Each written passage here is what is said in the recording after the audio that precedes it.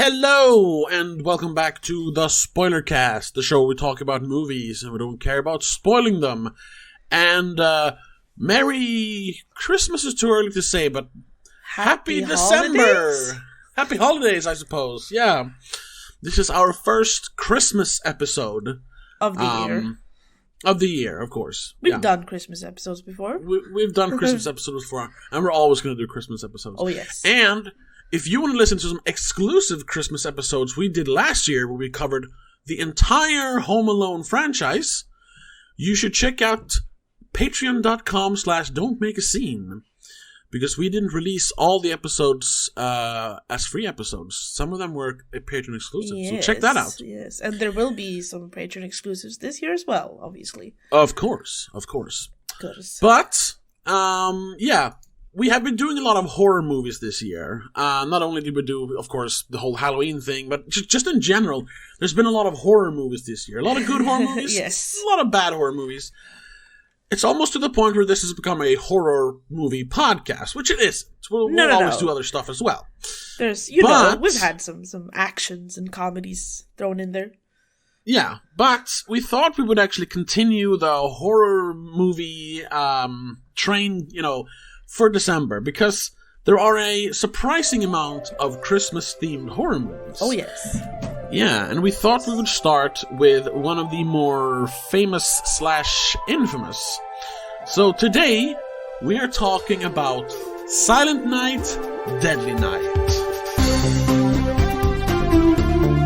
But before that, yes? you are, of course, Tobias. Oh, right. My name is host. Tobias. And with me, as always, is my sister and trusty co-host, Rebecca. Hello, and welcome to the episode.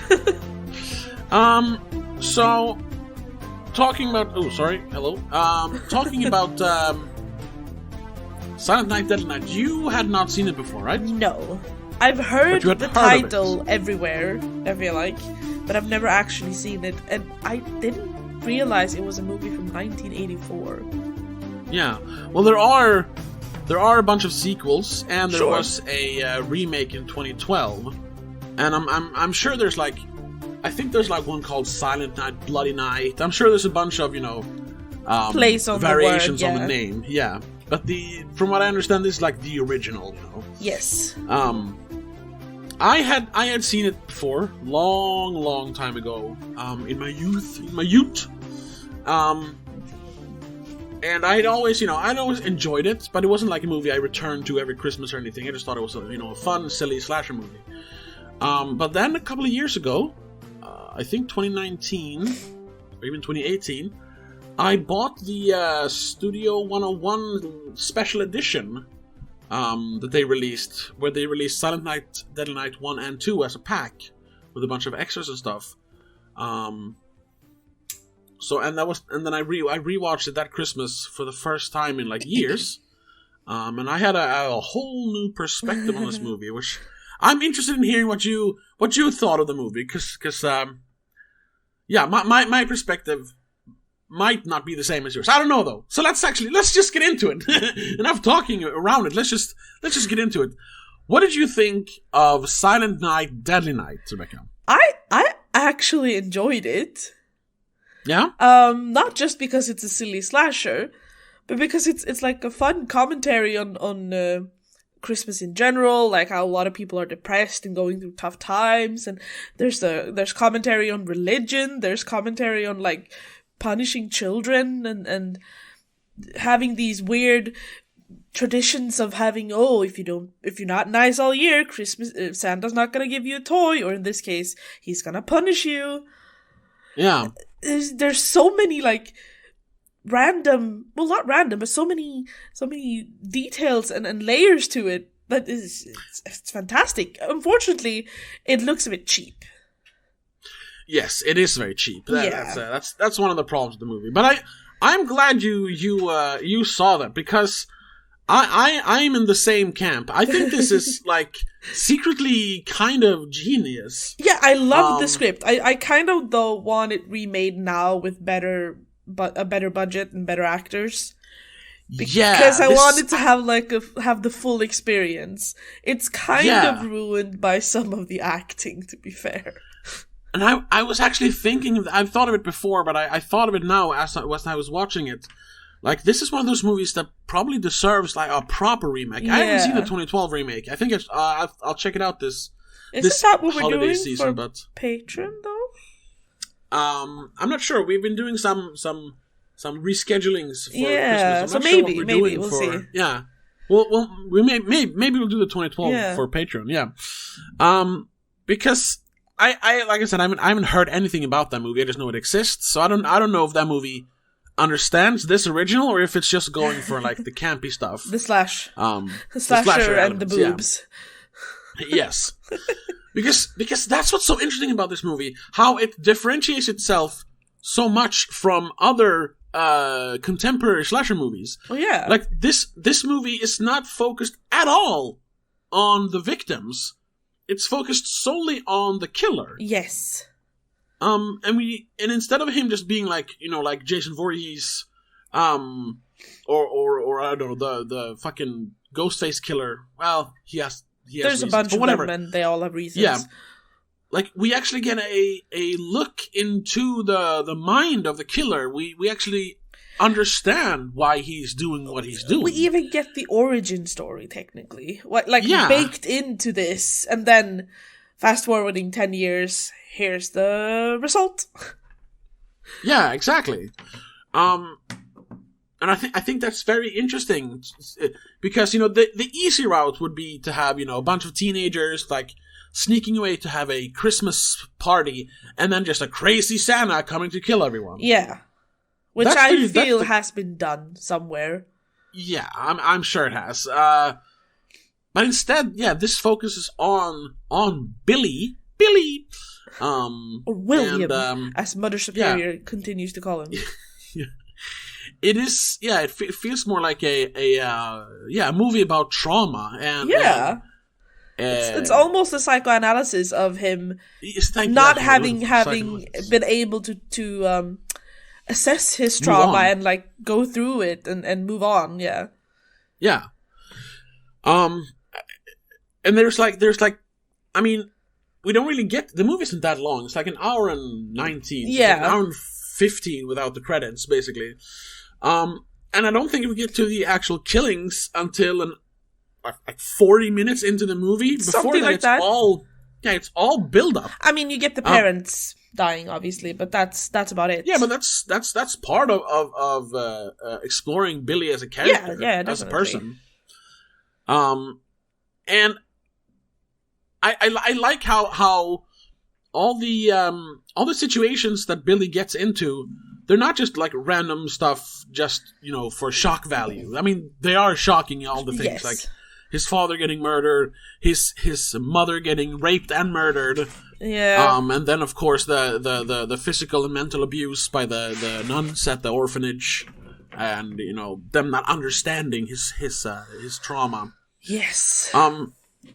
So you have all these moments, and they manage to bake in, like you said, there is all the killings, there's all the boobs and butts, it's all of the stuff you want from a slasher, but it all also adds to the character. Yeah. It never feels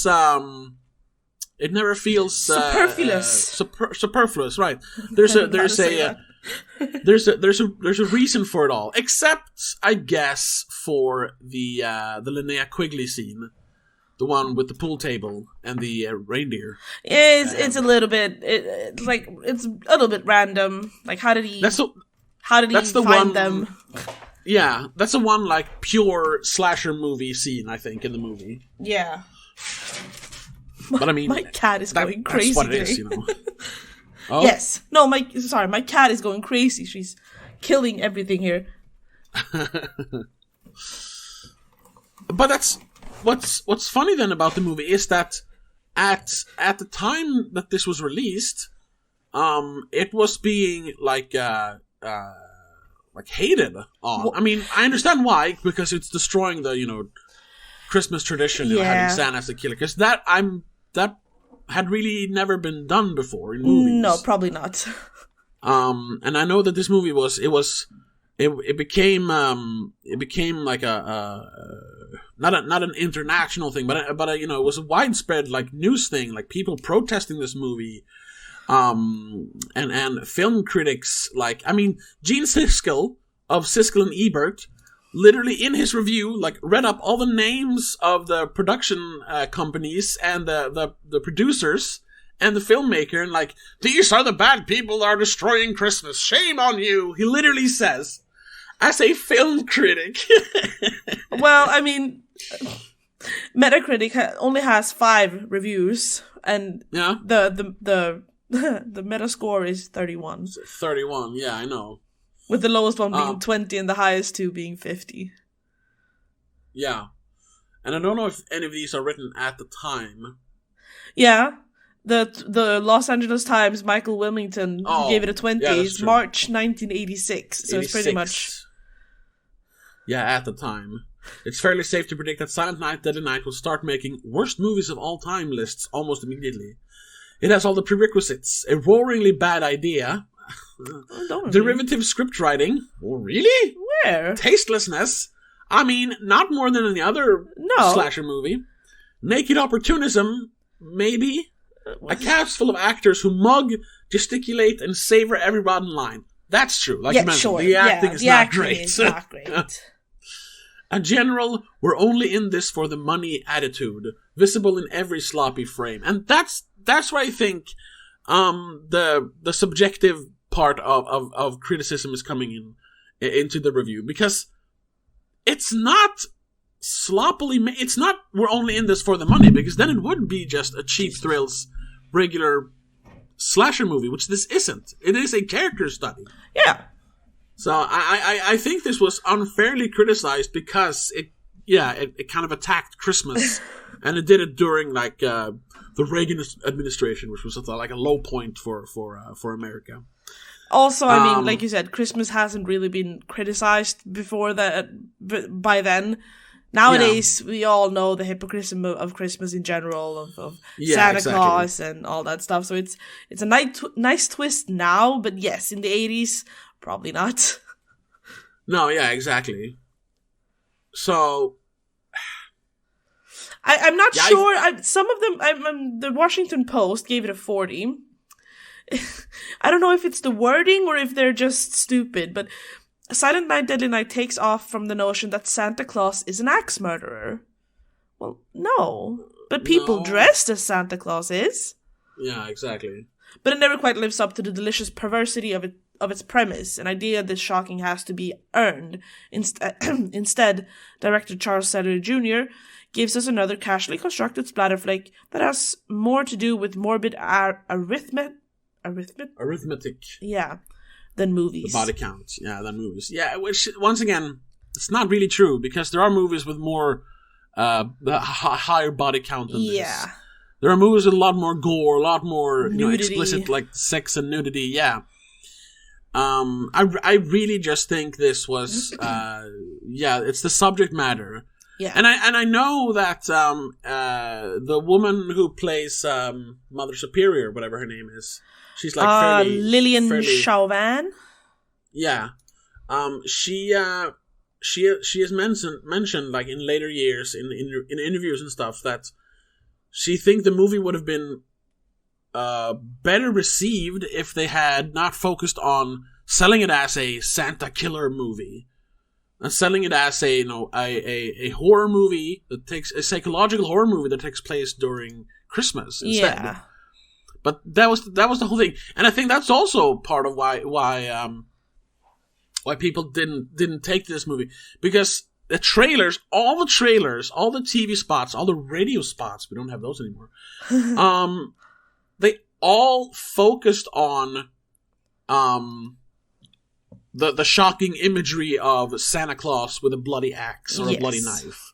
That was the big selling point. So yes, but I mean that is the shock value of selling it. Yeah, so exactly. But then watching the movie, it should become pretty quickly should be pretty evident that that's not really what the movie is about. That is just part of the psychological trauma that Billy has gone through his entire life. I don't know. But hey, I mean, it took me 10 years to figure that out, so... I guess I can't... Am I superior then? Critics. Because I figured it out straight away. Well, you were much older than I was the first time I saw it. I guess. So I'll blame it on that. Sure. I was young. I was like 13 when I saw it the first time.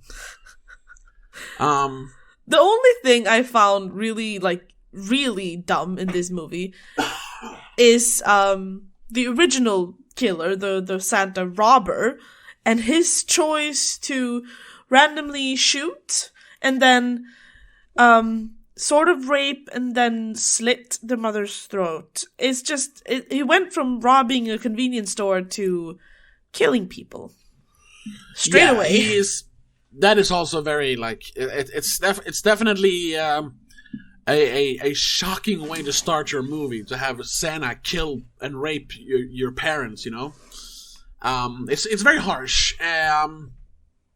And I'm sure that also turned away a lot of people right away. Oh, this is how they're going to start their movie, and it kind of turning the audience against you.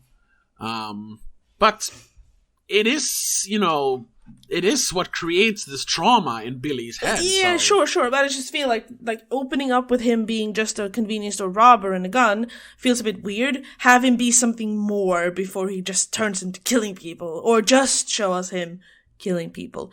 Don't have him be a random robber on Christmas Eve, because that's just odd. It feels like such a leap to go from robbing a place to killing people in the span of 2 hours. Yeah. I mean, sure, desperate people in desperate times and stuff like that, but Jesus Christ. That was a little bit odd. And I didn't like how abrupt the time jumps felt. Yeah, they really had to, fast forward a lot to get to when he's 18. I feel like this movie could actually benefit from being a little bit longer and adding a few in-betweeners in those years. Yeah, sure. Especially until the 10-year jump. That jump was a bit too big. Yeah, and it's like I said, it's not very long, so yeah, it could definitely have been a little longer. They could have fleshed it out a little more. Yeah. And make the transitions a little less jarring. But also, that's probably where I don't know if it's the director or the producer or whatever, but I'm sure they came in no, get to the killings faster. We got to get to the murders faster. So I understand that as well. I do. I just it would have helped probably. Yeah. Well, once again, that's why we need a proper remake. A proper remake. And maybe we have, like I said, Yeah, we should. Let's put that on tape. We're gonna do the 2012 remake as the Patreon episode. Yeah, we need to do that because I need to see if they fucked it up by just doing boobs and blood, or if they actually kept the psychological assessment in it all and the trauma. Yeah, exactly. Though I don't really understand how he snapped that quickly when he figured out that Andy and Pamela were unwillingly getting it on, I suppose. Yeah, I think it's what do you call it? I think it's properly telegraphed in advance, because there's a bunch of stuff leading up to it. Christmas 1984, that's when he starts working in the store, and there's this series of events that leads to him snapping. I guess. It might be a little abrupt. Yeah, sure. But I also think, once again, time constraints and producers wanting to get to the killing faster, I think they did a good enough job of it. First of all, him working in a toy shop around Christmas, not a good idea, because they're going to focus a lot on Santa and presents and stuff. That was her first mistake. Yeah. And then the fact that he has to literally become Santa. He becomes the thing that killed and raped his family, and the thing he has feared his entire life. And on top of that, his boss shoving alcohol in his face, so he's drunk. And then he sees this violent sexual act between whoever they are, the stock guy and the girl. Yeah. And the girl he and- has obviously had some sort of interest in. Yeah, obviously and conflicted feelings, because all he knows is that the thing that adults do, together when they're naked, that's a naughty thing. That's all he knows. He doesn't know what sex is. Yeah. All he knows is that Mother Superior beat the kids who were naked together. Yeah. And she told him that what they did was naughty. And you can't be naughty because then Santa's going to punish you. So he's obviously very, very confused. Oh, yes. Add alcohol to the situation and his past trauma. And yeah, I think his snapping is pretty justified.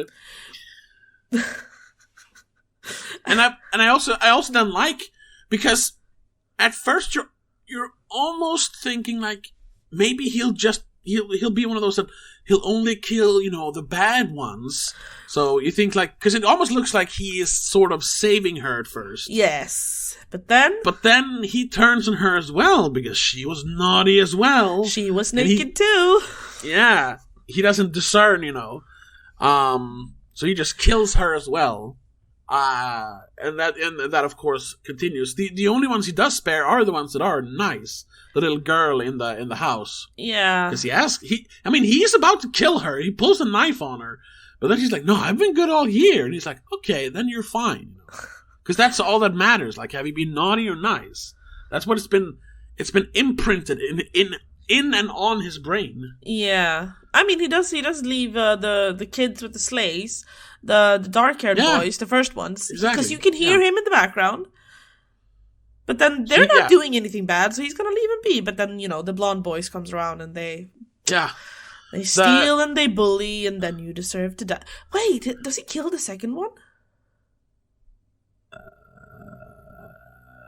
Yes, he does. It's like he jumps up like, "Ha ha!" Oh, right, after right, you see right, the yeah. head roll, but we don't actually see him kill him. But we can assume he kills him. Yeah. Just to go into like nitpicking and stuff, that scene is very funny because, first of all, those boys, they look like they're like in their late teens, early 20s. The first boys. Yeah. But they're obviously supposed to be like 16 or something. Yeah, they're supposed to be like young kids who's going for a sleigh ride on Christmas Eve. You're like, okay, whatever. You need older actors to fill those roles. Yeah. But then the older bullies, who I'm guessing are supposed to be teenagers, they look like they're like 34 years old or something. They look especially like the main bully dude. Yeah, he looks really old. But at least, hey, kudos. At least they had real snow. They waited for Christmas or winter to actually film it. I'll give him that, because I don't remember which one it was.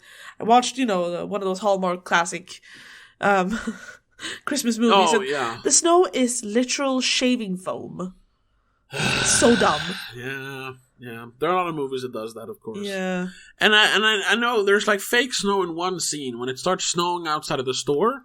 But other than that, it looks like it's all real snow. Yeah. Especially towards the end, because they're probably like shooting in like mid-January or something when the kids are supposed to be outside having a snowball fight. So there's like these little brown patches of snow left, and like they're playing in the snow.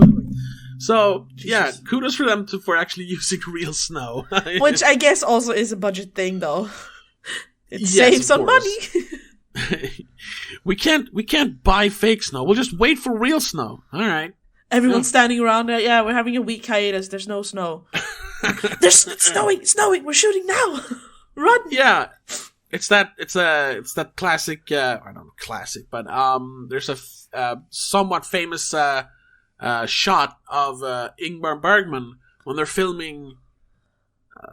I think it's Fanny Alexander. I'm not sure. Where he's just standing around looking at the sky through his little like thing, that makes it look like he's looking through the camera. And he's just waiting for the right clouds. And he's just standing, everyone's just waiting for him. I don't know how long, but the scene is like 3 minutes long. And then when he sees the right clouds, he's like, "Now, let's fucking go! Shoot!" Natural lighting at its peak. Yeah, exactly. We mentioned that the acting was bad.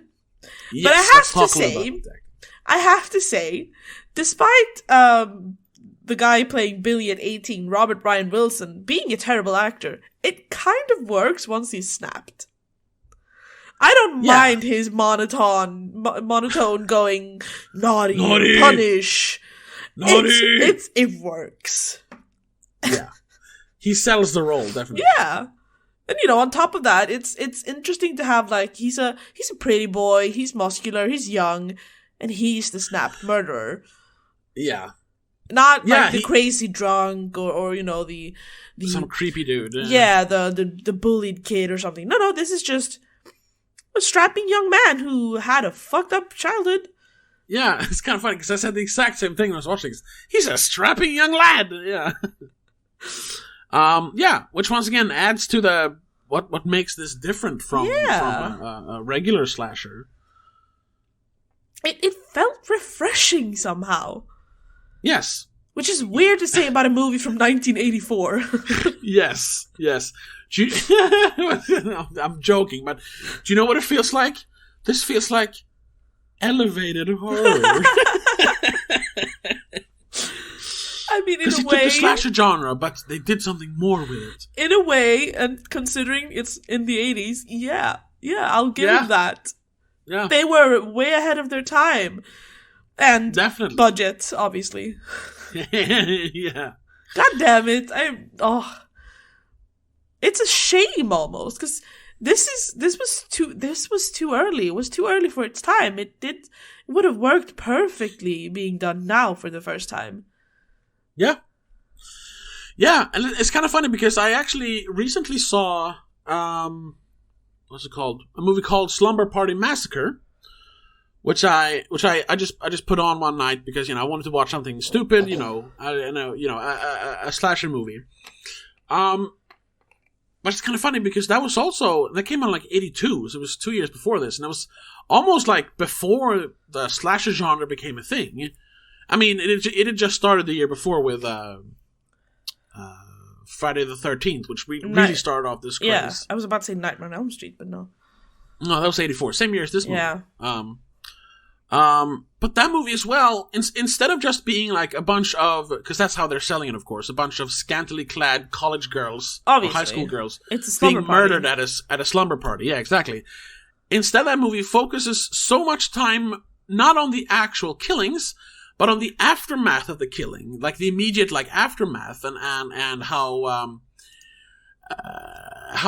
the victims deal with the immediate trauma, not the trauma that comes years afterwards, but the immediate trauma of being chased by a serial killer. Yeah. And that the serial killer is not some mask-wearing maniac. It's just a guy in a jean jacket with a drill.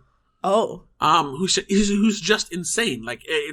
It adds this mundane quality to it, which maybe it's a bad choice of words, but I mean it feels more real somehow. It's not a big hulking guy in a hockey mask. It's just a guy with a drill who kills people. Yeah.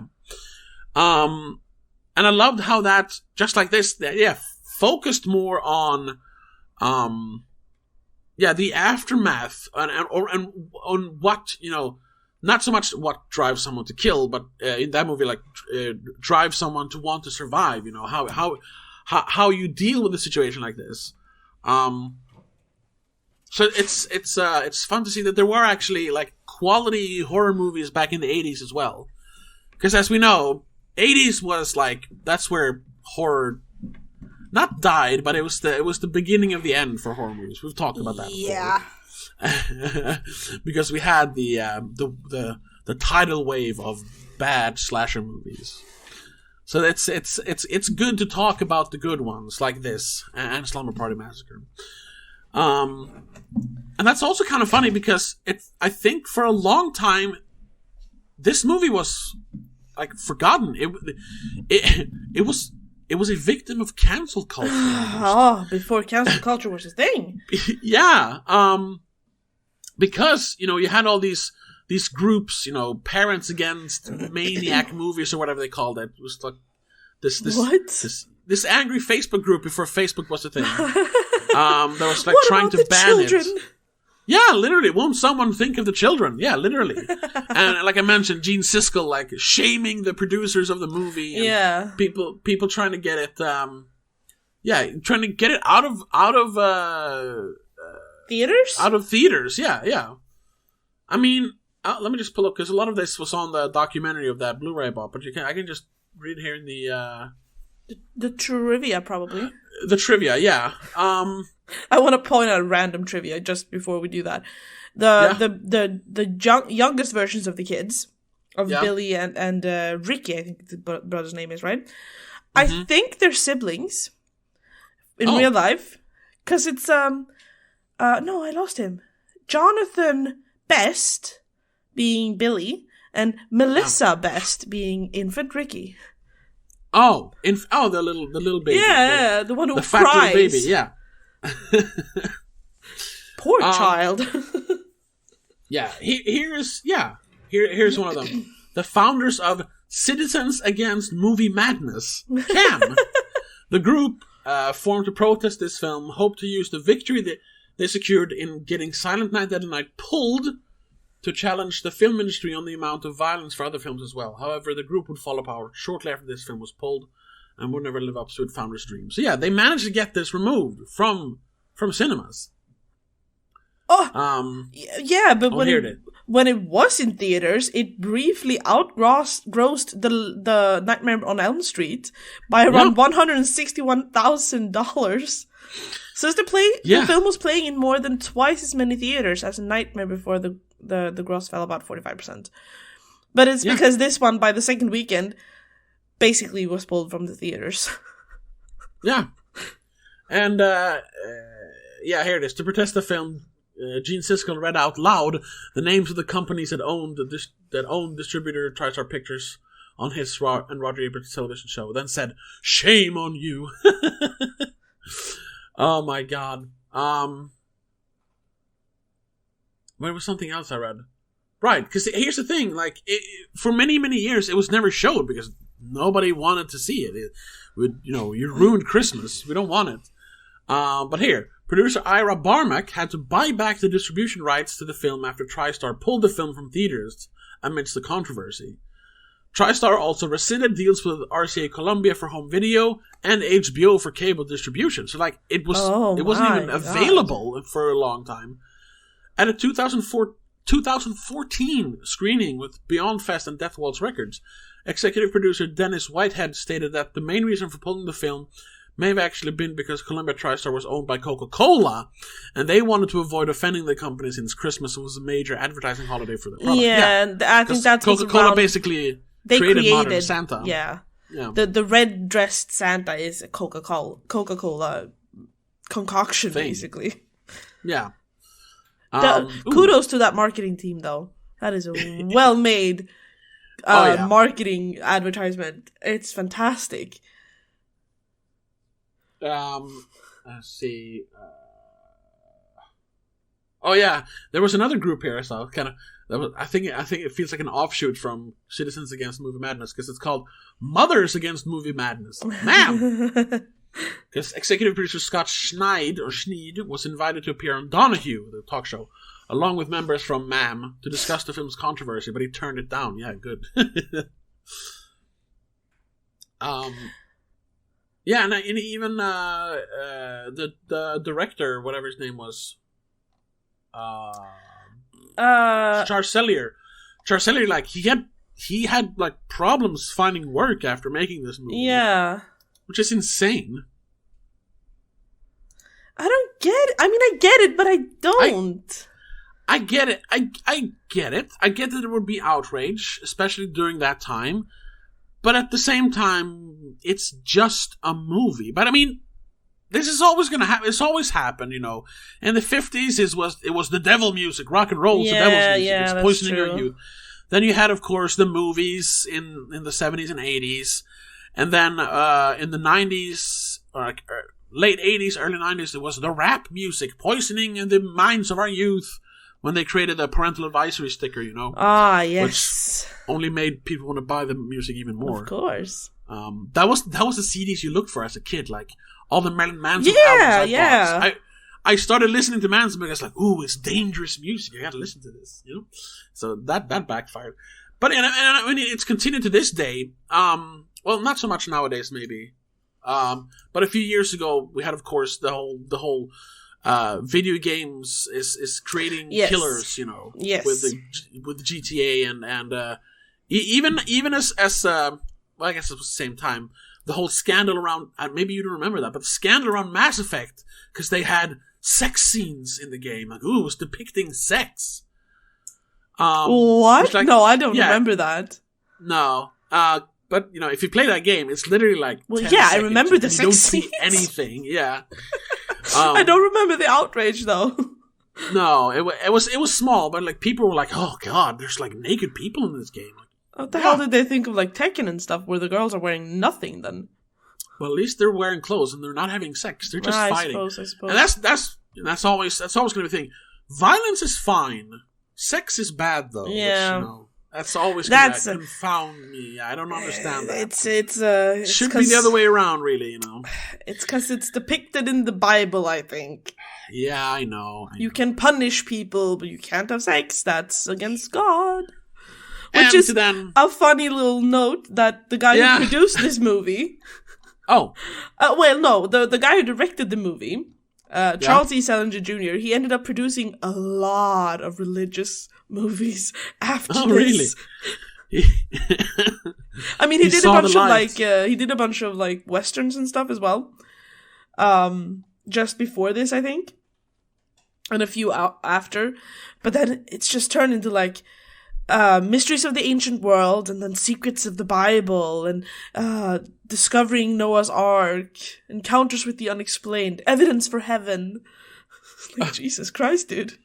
Yeah, George W. Bush, funny. Faith in the White House.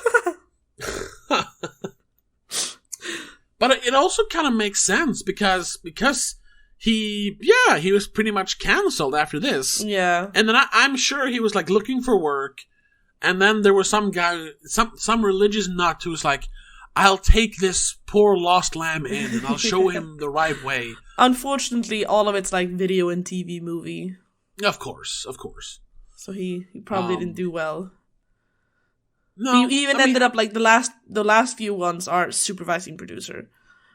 Yeah, well, I was going to say it was old, but he wasn't that old. He died when he was 67, so. Yeah. Yeah. It makes sense, like him almost atoning for making this movie and going the complete opposite way, making a bunch of Christian movies. Yeah, and the writers didn't end up writing anything else. Basically, they were involved in Silent Night, Deadly Night Part 2, but that's about it. Yeah, well, that's just because I haven't seen that movie. I'm doing that this holiday season as well for the first time. That movie is basically all just footage from the first movie. With like inserts about the now grown up adult Ricky talking to like a psychologist or a cop or something, because after the first movie he becomes a killer as well. Well, yeah, I mean the last thing you see is him going naughty, yeah, which is a really good ending to a movie that doesn't really require a sequel, but you could make a sequel. Yeah. Oh, yeah. Obviously, he went crazy, and he understands what his brother's gone through now. He's a bit older. He's starting to realize, what my brother's been saying all along has really happened to him, and look what it did to his head. And if people are naughty, they need to be punished. Yeah. And then he snaps too. That movie, I don't know if you've seen it, but that movie, even like before people knew, but before I knew about Silent Night, Deadly Night, or the sequel, I had seen one clip from that movie that's like a famous internet clip. It's the guy with the blue sweater who just walks up to a guy who's taking out the trash, and then he just says, "Garbage day," and shoots the guy. Have you seen that clip? No, I don't think I have. Oh, okay. It was like, it's a super famous, like, it's on YouTube. You just search for "Garbage Day" and you'll find it. That's from Silent Night, Deadly Night 2. And I was like, when I found that out, I was like, I gotta watch this. I have to say, though, I'm going back to Silent Night, Deadly Night a little bit. Back to the beginning, so to speak. Because I didn't expect anything when I was going into this movie. I just knew Santa's a killer. That's about it. Yeah. So in my mind, I obviously went, so it's a deranged alcoholic old man who breaks into someone's house and decides to kill them instead because they're awake or something. when he's trying to rob them, a deranged Grinch or something. But no, this surprised me. I was instantly intrigued when I realized he was an adult. When it wasn't the child. Because first I was like, oh wait, is the child gonna run around killing people? But no, time jump. And then another time jump. Oh, okay. This is cool. Would have been fun to see 8-year-old Billy running around killing children for being naughty. Naughty! Yeah. But it makes more sense to have a big Santa. Yeah, exactly. Yeah. But I understand. I'm horrified about like all my friends and coworkers who have children and how they're treating their kids regarding Santa now. Like, are you telling your kids that they have to be nice or Santa won't give them presents? Are they going to become deranged like Billy? If you deny them presents because they've been bad during the year? No, I mean, yeah. Well, if it's a bit of an extreme, but yeah, like obviously the way Grandpa does it is wrong because Santa doesn't punish anyone. No, and the whole point, being naughty or nice. The point is not to not give presents to naughty children. The point is to have the kids behave a little bit extra. Yeah, children to be nice. That's the whole point.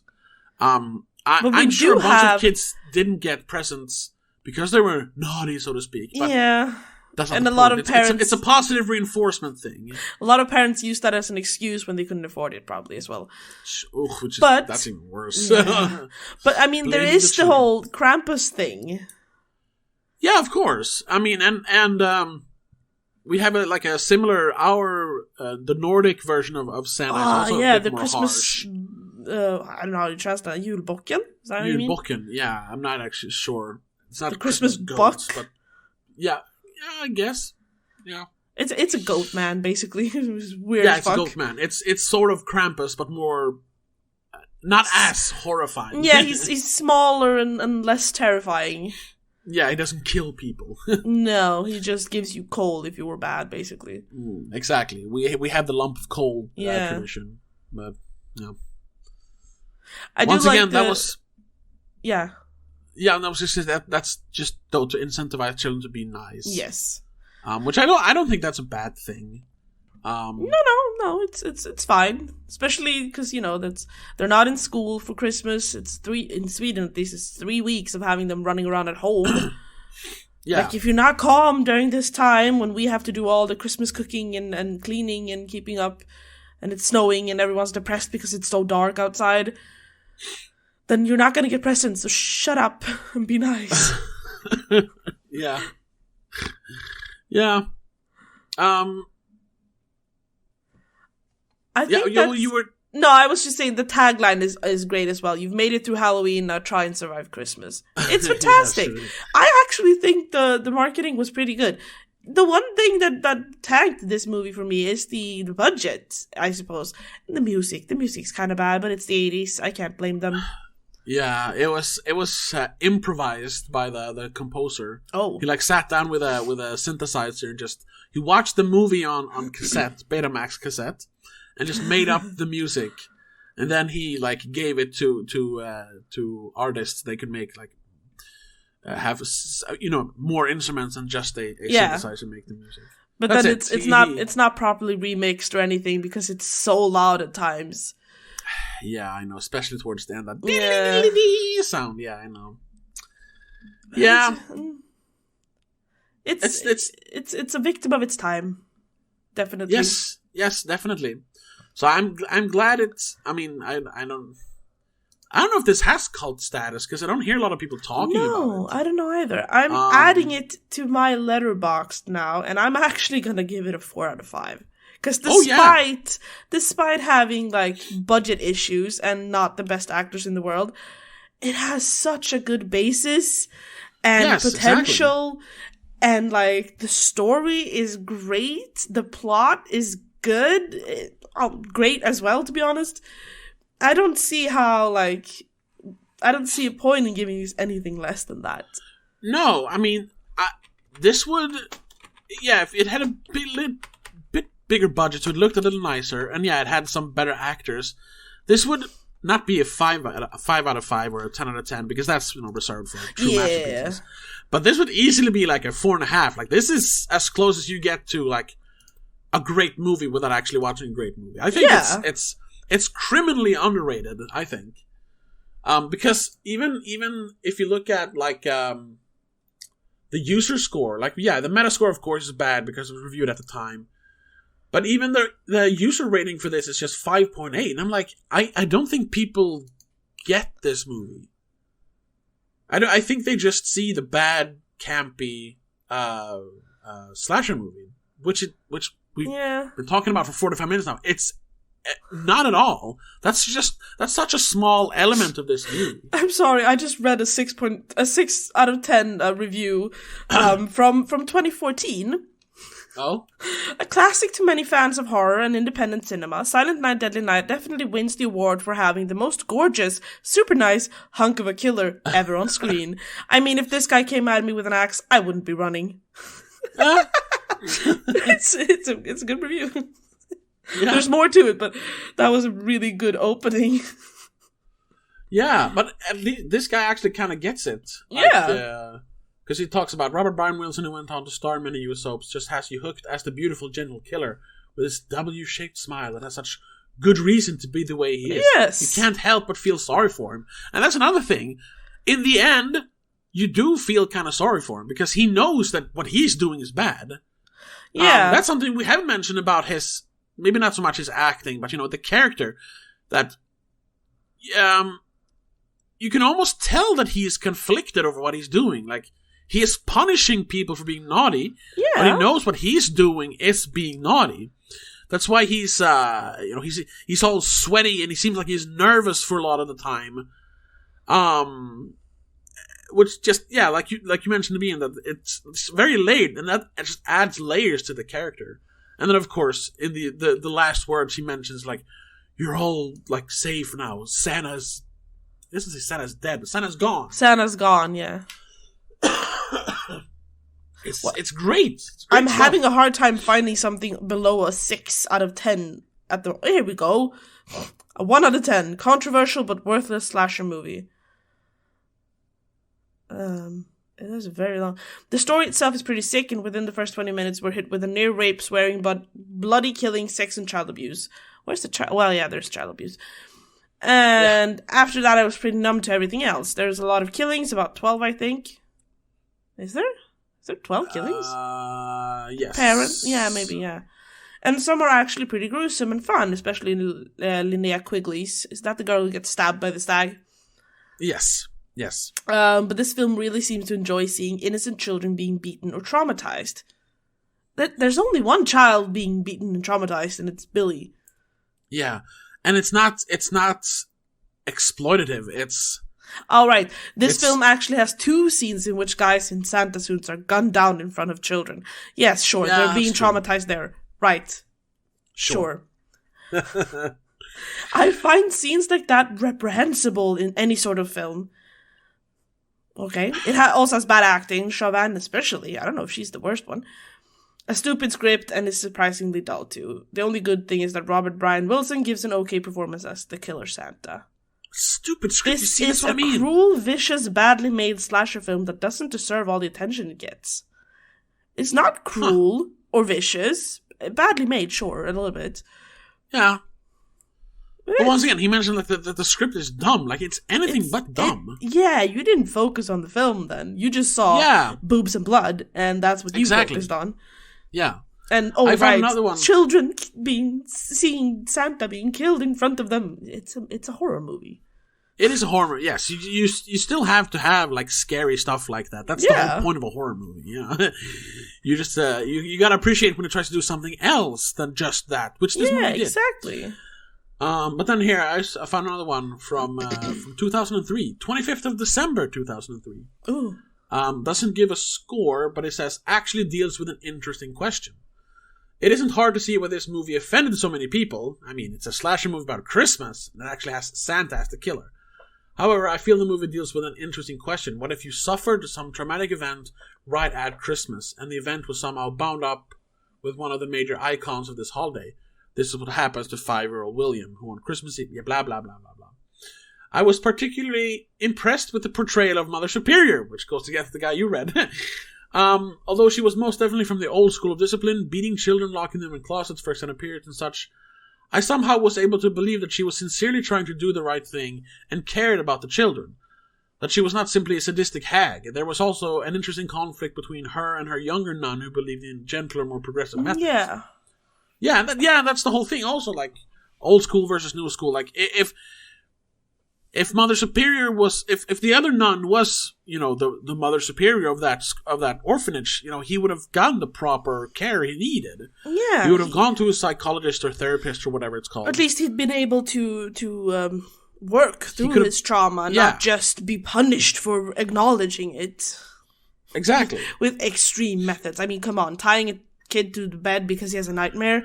That's a bit harsh. That's not going to help anyone. No. But then he also mentions then the last part here. Alas, the whole thing turns rather formulaic when William puts on the Santa suit and goes on his killing spree. So as a serious exploration of the question we started with, it falls very short of what it could be. As a slasher movie, though, it's definitely above average. Yeah. Yeah, sure. Like, the last act is just a slasher movie, but it feels like it has earned its killings. Yes, and throughout it we have him going naughty. He is justifying what he's doing by telling them why they're being killed. He's telling them, you've been naughty, now you need to die. Yeah, exactly. It's not just him snapping out of nowhere. No. There's a reason for it. Yeah, he's justifying it, sort of. Yeah. Someone gave it a 2 out of 10, and the first sentence is just plain wrong, in my opinion. It's from December in 2005. Okay. A psychopathic Santa is not an original or novel premise, but it's a shocking one for sensitive souls. But in the 80s, it has to have been an original and novel premise. Yeah, at this point, nowadays, no, sure, but now we have there are so many horror. But in the 80s, obviously it was. People hated it because of it. So I mean, yeah, this person didn't realize when this movie was made. Probably not. So I'm glad you appreciated it. Yeah. I was a little worried, but like I've mentioned before, you've become quite adept in a pretty short time at analyzing movies. So I will. I'm however, glad you saw this movie for not however. No. The one thing I have a complaint about this one is that it's not a Christmas movie for me. Really, it's an in between Halloween and Christmas more, because there's no Christmas miracle, there's no magic, there's no wonders. That's a Christmas movie to me. Unless you have magic and love and happiness in the end, I'm sorry, it's not a Christmas movie. This is an in between. Yeah, this is a Christmas themed movie. Yes, it's not a Christmas movie. It's a transition. Sure. Yeah, which I guess all the horror films are when it comes to a Christmas themed horror film. Yeah, I don't think there are any, like, pure horror Christmas movies. No. They're all going to be a Christmas theme. Yeah. I know the other, like, classic one, Black Christmas, it's also, like, it's not really a Christmas movie. I guess it's hard. It's really hard to make a magical Christmas movie and include blood and death. Yeah, that would be... Because I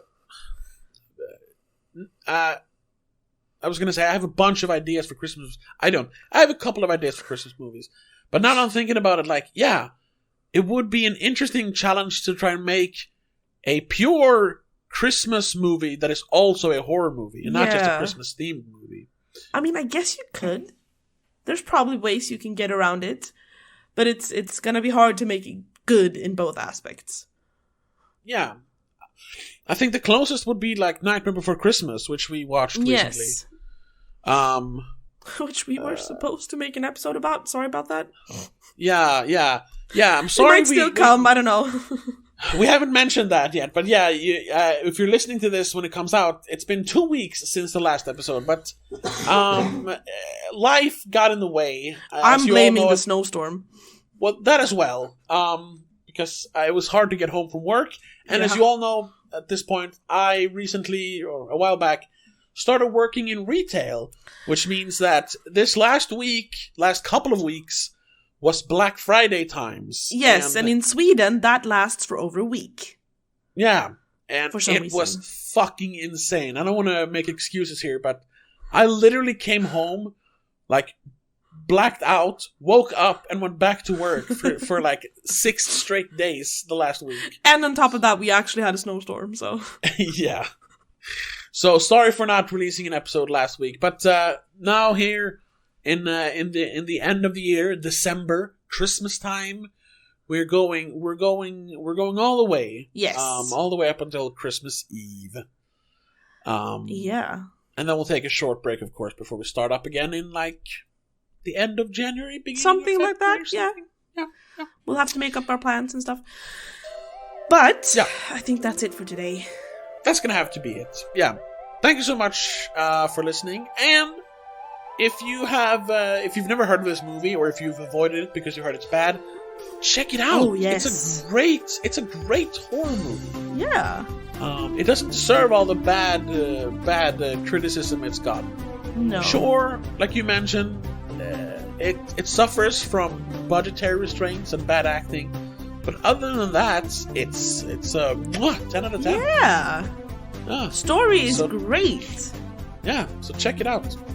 Yes. And of course, check out the Patreon exclusive episode where we'll talk about the remake, the 2012 remake, to see if they understood it. We'll probably also talk a little bit about the sequel, because it kind of deals with the same themes as the first movie. So check that out on patreon.com/don'tmakeascene. But until then, have a good one. Bye. Bye. The Spoiler Cast is part of Please Don't Make a Scene. It is hosted by Tobias Vedén and Rebecca Vedén. Produced and directed by Tobias Vedén. Executive producer is Annika Vedén and Laura Kinney. Also a huge shout out to all our patrons. Laura Kinney, Mom, Dad, Mom and Mac. If you want to join our Patreon, check us out on patreon.com/don'tmakeascene. Get exclusive episodes, commentary tracks, and much, much more. Support independent podcasting.